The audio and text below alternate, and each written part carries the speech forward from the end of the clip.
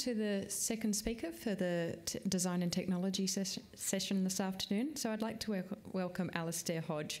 Alister is a nurse practitioner with an interest in education, research and staff development. Alister.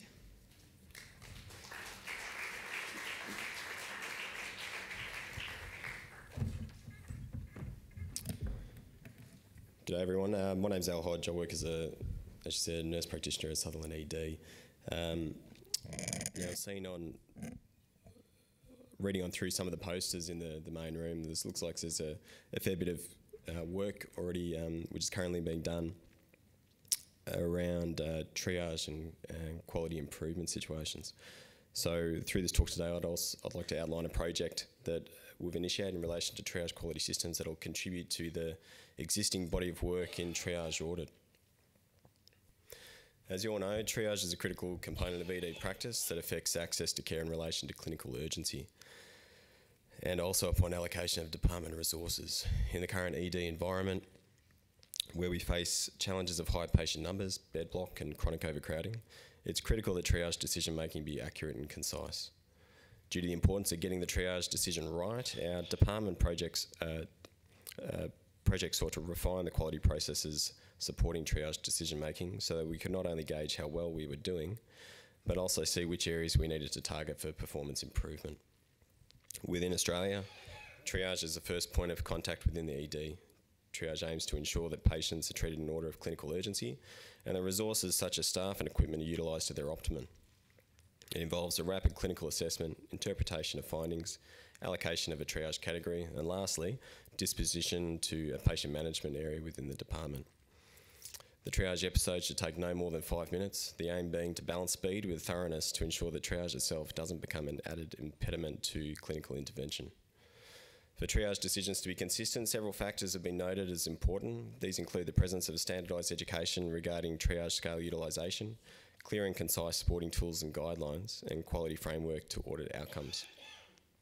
Standardised triage education is currently tackled through the Emergency Triage Education Kit, known as ETEC, which provides a national standard for triage preparation and education.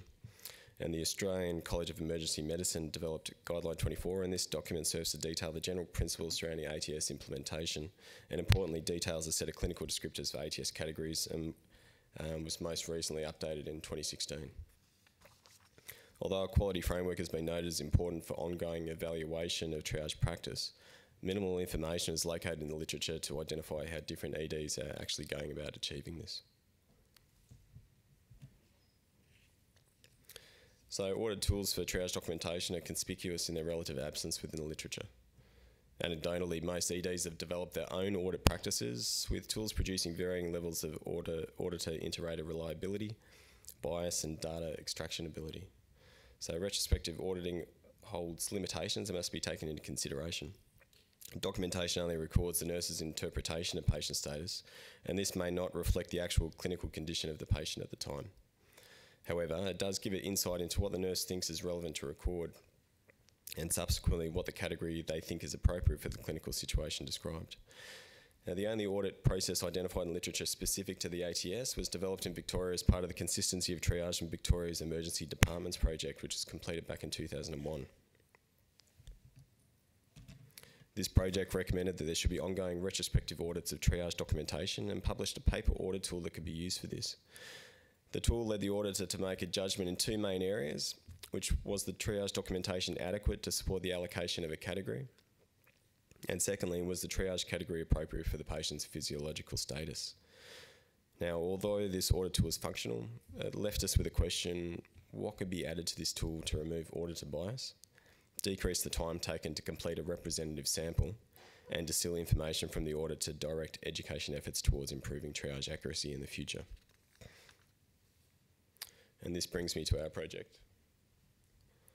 A successful application was made last year to the Nurse and Midwife Strategy Funding Initiatives, and a grant secured to develop a universal standalone software program based upon an earlier project completed on retrospective triage auditing back in 2011. Now, at that time we made an audit tool which was within Access, Microsoft Access software. And this new project gave us an opportunity to try and make it into a software which could potentially be used across the state and more widely. The Triage Quality Assessment Software program, which I'll refer to as TCAS, was designed to remove auditor bias, assess and monitor triage decision accuracy and consistency, and inform education strategies to optimise emergency triage nurse decision making, and importantly, be accessible for use by other EDs across New South Wales. Here you can see a slide of what the main auditor page looks like in the actual software itself. So this software was created by the team at IMSX. What happens is various data fields are acquired from FirstNet data, FirstNet report, which is loaded into an Excel spreadsheet. This information is then de-identified and presented to the auditor as above, as you see on the left-hand side of the sheet. Initially, the only thing which will be on the screen is that information which is directly pulled from the triage. So that's just the auditor case number, age, sex, presenting information and vital signs. From that information, the auditor has to make a decision about what they think that information represents. So they've got to pick a category. Once they've picked a category, ATS 1 to 5, then you get a drop-down list, which you can see up there underneath the categories. Now, that information is pulled directly from Guideline 24 for the physiological discriminators, and also from ETEC, where there's 2 pages for the paediatric parameters and also adult. So once you drop down that information, the auditor has to make a decision regarding what, they have to select a clinical descriptor as their rationale for why they think that information represents a particular category. So in the situation where the auditor and the triage nurse categories picked don't correlate, the entered rationale by the auditor identifies by default where the error of the triage nurse lay. Now, if it isn't possible for the auditor to make a decision because there's not enough information present in that triage nurse's documentation, the auditor selects the option of being unable to make a decision and then notes why. So the primary outcome overall, we're looking at the overall accuracy and consistency per triage category. And secondary outcomes, we're looking at rate of consistency within one and two categories, percentage of over and under triage categories, and percentage of total triage audited where decision was unable to be made. And in the most recent pilot study completed on this new software, we used 4 auditors employed within senior ED nursing roles. Each of the nurses had between 12 and 16 years emergency experience, had postgraduate emergency nursing qualifications, and ongoing experience in teaching triage nurses and supporting them in their ongoing development. The sample for the study was drawn from 5 different EDs, including a metropolitan, regional and rural site. 1,350 random triage records were obtained from the different sites and uploaded into the software program. From these records, the TCAS software randomly allocated 135 records to each of the 4 auditors to complete. These 135 records included 20 mock triages, which were then used to assess inter-rater reliability between the auditors, which of course the auditors had no idea which ones were the mock ones and which one were the real ones. And of course ethics approval was gained. Rightio, now on to results. So for each set of the triages assessed by the auditors, there was no statistical difference in age, gender, time of arrival or triage category. The inter-rater reliability between the auditors was found to be high at 84%, with the consistency also high. An important finding for ongoing sustainability was the time taken to complete an audit, representative audit, by the different auditors, and we found that was pretty low. Overall, it was under an hour, so on average, I think, 56 minutes, which is, as anybody here which has completed a paper audit would know, is significantly less, which might be several hours or a couple of days, depending on the numbers that you're required to get a representative audit.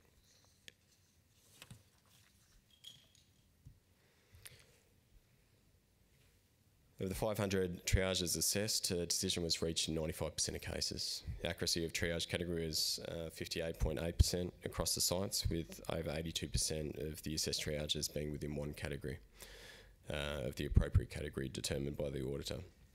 For incorrect decisions, the triage was found to be more likely to be under triage than over triage, and this was especially found in category 3 triages. Overall, the majority disagreement between auditor and triage nurse was found in the ATS 3 and 4 categories. Rightio. On this slide, you can see one of the reports generated by the software. You can see the original category allocated by the triage nurse on the left column, and how this matched with the category allocated by the auditor. For example, if you look at the triage category 4, out of a total 190 audited for category 4s, the auditor agreed with the triage nurse allocation 107 times. 47 triages should have been allocated to category 3, while 29 should have been given a category 5, determined on the information documented within those triages. The top 3 presenting complaints that were found to be mistriaged were chest pain, likely cardiac, anxiety, agitation, and abdominal pain, while triages were most likely to have their category upgraded by the auditors had descriptors relating to respiratory rate and hemodynamic compromise.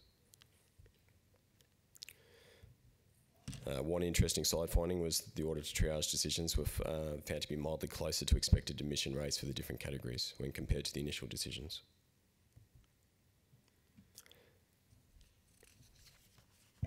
And now into the discussion.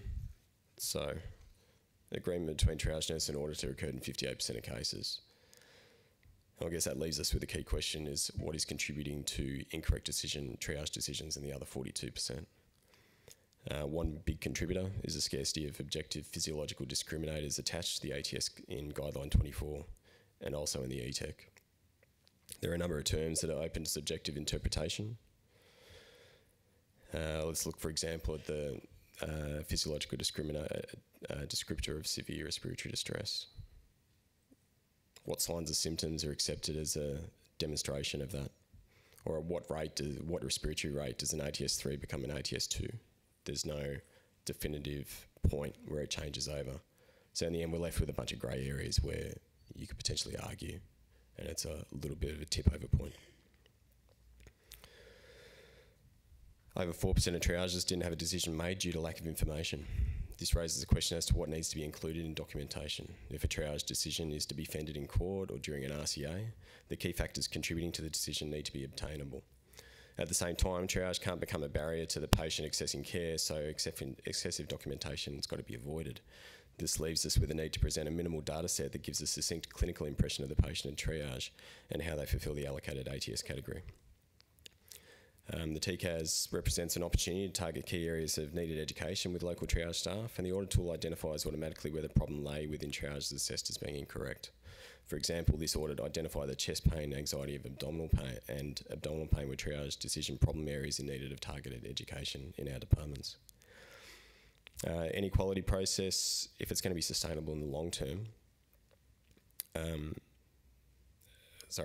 any quality process, if it's going to be must be sustainable if it's going to have any good impact in the long term. So we know through past experiences significant time resources are needed for paper audits, not only in the initial assessment, secondly in the interpretation and tabling of findings. Now many of these problems were decreased by conducting the audit via this software. The time taken to complete the audit was under an hour for over 135 cases, and the outcomes were generated automatically. With difficulties that all departments have in being able to release clinical staff to complete lengthy quality activities, any decrease in time I think is required as a bonus and increases the likelihood that the audit's going to actually be completed again in the future. All right. So in conclusion, the triage audit program supported a standardised audit process that removed auditor bias, seeing that the triage name and triage nurse name and category were removed. It provided a representative assessment of department triage decision accuracy. It decreased the time taken to complete a representative audit, improved likelihood of audit sustainability in the long term, and created an audit tool that could help target education resources and in the future should be at least accessible across New South Wales by other emergency departments.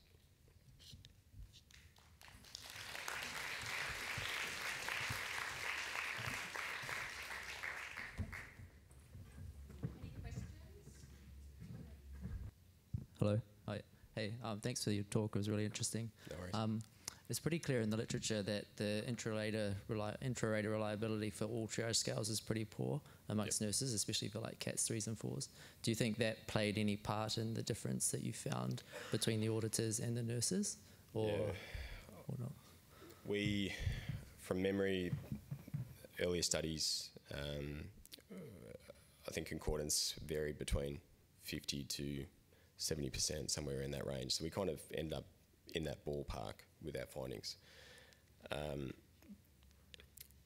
issues with that integrated reliability and application, I think, is, as I said, with some of those descriptors within it, and that room for movement and interpretation and what represents those particular levels of compromise. I think the ETEC's done a better job than Guideline 24 in terms of specific things in difference between the category 3 and a 4, say a category 4 being no derangement of vital signs, and a category, once you've gone outside those normal parameters, then it needs to at least be a category 3. And I find that's probably the most, in my experience, that's the most commonly missed factor. So once you've got a patient, they've got a heart rate of 105, their respirate's up, technically they should be a category 3 because they're starting to compensate. Thanks very much. Very interesting. I'm wondering if any of these cases that were audited related to mental health presentations, and if so, did you analyse that subgroup in any way differently, or did you just count them as part of the mix? So they were just counted within the mix.